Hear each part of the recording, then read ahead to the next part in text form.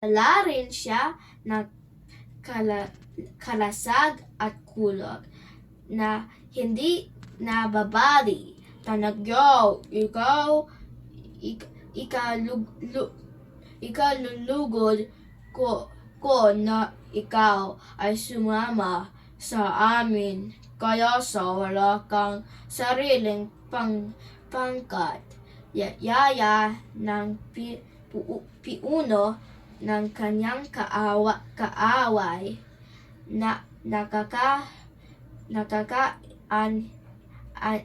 ansulot naman ang iyong paanyaya. Ibig po ba ninyong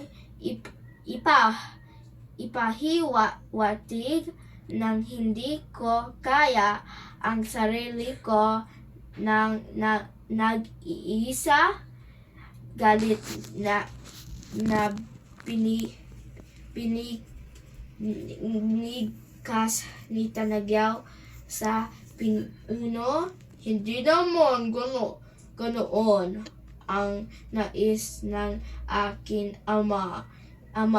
Kung iyan ang akala mo, marahil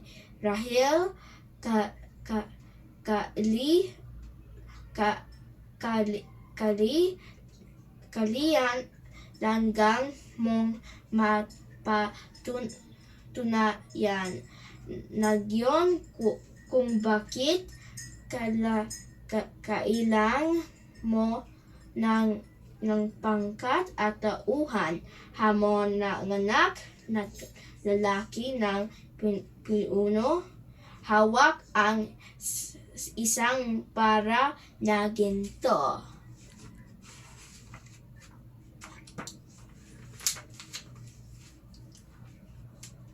Sa dami ng pinagdaanan ko ay napatunayan ko na iyan. Kung hindi mo pa alam, marahil ay panahon ng upang masubakan mo ang lakas ko.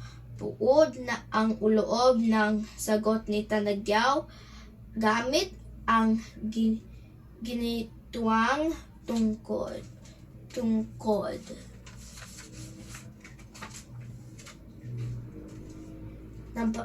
Napatay ni Tanagyaw ang anak ni pinuno. Nalaman na ng lahat na may panbihirang lakas ang galing ng anak ni Agyo.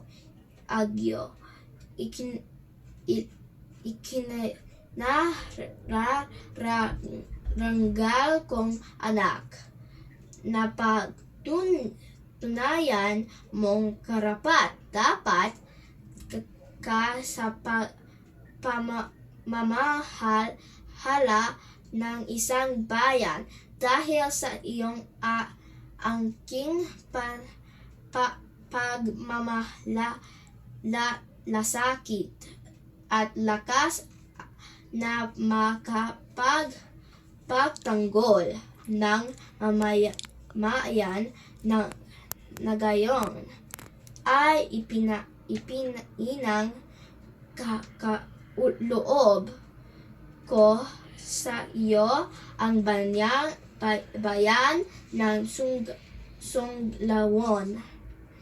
Ibinigay ni Agyo ang bayan ng Sunglawon ng kanyang titirihan kasama ang kanyang asawa na si Piniguan at ang piuno ni Tanagyaw sa bayan ng Sunglawon at unang buong sambayan ay nagdiwang. Moral value. Isang magandang pamana ni Agyo ang matibay ng pagsasambahan ng kanilang pamilya. Ito ay bunga ng kanyang ipinakitang lakas, galing at tuwinang pagtutulong at pagmamalasakit sa kapwa. The end.